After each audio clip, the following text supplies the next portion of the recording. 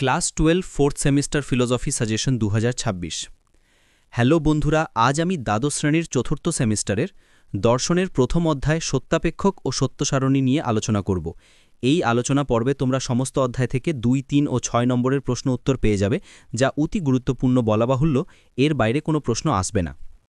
তো চলো বন্ধুরা, দেরি না করে আমি এর বিষয়বস্তুটা বলতে বলতে পিডিএফটি ধীরে ধীরে স্ক্রোল করছি। তোমরা প্রয়োজনে একটি স্ক্রিনশট করে নিতে পারো অথবা খাতায় তুলে নিয়ে পড়তে পারো। তো আমি বিষয়বস্তুটি বলছি আর তোমাদের উত্তরগুলো দেখিয়ে দিচ্ছি, তবে আমার এই বিষয়বস্তুটির ওপর তোমরা দৃষ্টি আকর্ষণ করলে এই অধ্যায়টা সম্পূর্ণটা জলের মতো বুঝতে পারবে। প্রথম অধ্যায় সত্যাপেক্ষক ও সত্য সারণী। বিষয়বস্তু: নব্য যুক্তিবিজ্ঞানে বচনের সত্যতা মিথ্যাত্ব শুধুমাত্র তাদের সংযোগের স্বরূপ থেকে নির্ণয় করা হয় বলে একে বাচনিক ন্যায় বলা হয়।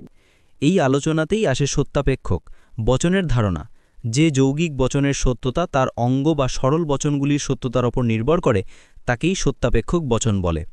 এই বচনগুলি গঠিত হয় কিছু যোজক বা যৌক্তিক ধ্রুবকের সাহায্যে, যেমন যদি, তবে, এবং, অথবা ইত্যাদি। আধুনিক যুক্তিবিজ্ঞানের জটিল যুক্তিকে সহজে বিশ্লেষণ করার জন্য প্রতীকী ভাষা ব্যবহার করা হয়। প্রতীক হল প্রথাগতভাবে স্থির করা কৃত্রিম সংকেত বা চিহ্ন। এই প্রতীকগুলিকে মূলত দুভাগে ভাগ করা যায়: শাব্দিক, যেমন ঘট, পট, এবং অশাব্দিক, যেমন পি, কিউ, আর, এস। তর্কবিদ্যায় মূলত অশাব্দিক প্রতীকই ব্যবহৃত হয়। প্রতীকী যুক্তিবিজ্ঞানে ব্যবহৃত প্রধান 5টি প্রতীক যথা tilde, dot, veg, horseshoe, triple বার এবং সত্য সারণী পদ্ধতি হল এই অধ্যায়ের মূল আলোচ্য বিষয়। এই সত্য সারণীর মাধ্যমেই বচনাকালের সত্যমূল্য নির্ণয় করা হয় এবং যুক্তির বৈধতা বা অবৈধতা বিচার করা হয়।